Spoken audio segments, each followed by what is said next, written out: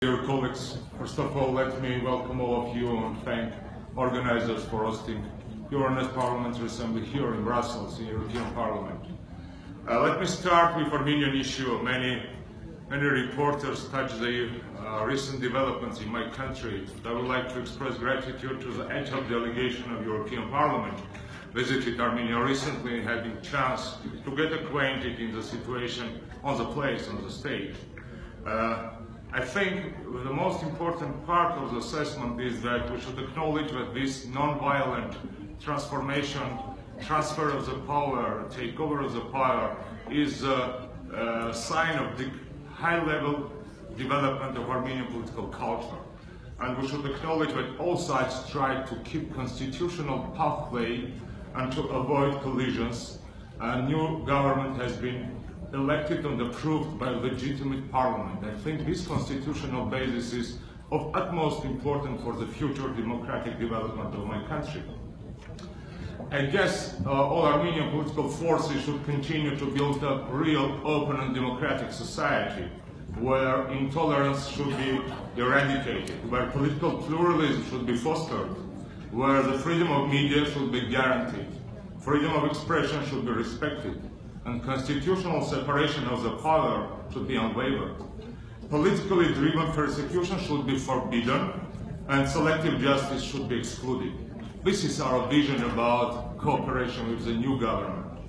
You know that new electoral reform has been launched in Armenia recently, and I think the political process of inclusiveness of all main political stakeholders as well as representatives of the civil society with the assistance of international recognized organizations like Venice Commission and OSCE ODIHR is of vital importance to organize real democratic elections in Armenia in a proper time with the logical legislative solutions and the logical timeline as well.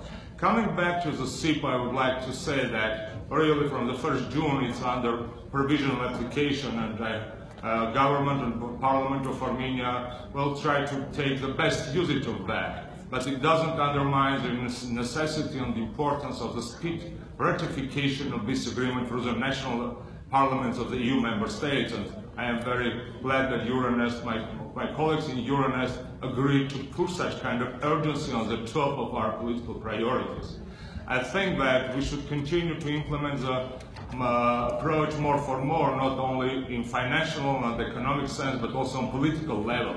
We need European assistance not as a cash flow, but first of all as idea flow and political support in all dimensions where we could cooperate. We can't avoid talking about conflicts in our area. I think for talking about South Caucasus in particular, one should acknowledge that none of the conflict has military solution. Another war in the region could destroy the entire region. So all of us should make our best to stop another flare-up of the military hostilities in our region. And this peaceful reconciliation and settlement process around Nagorno-Karabakh conflict should be based exclusively on the basic principles of the OSCE co-chairman, OSCE Minsk Group co-chairman from 2009, which includes territorial integrity as well as self-determination and non-use of force.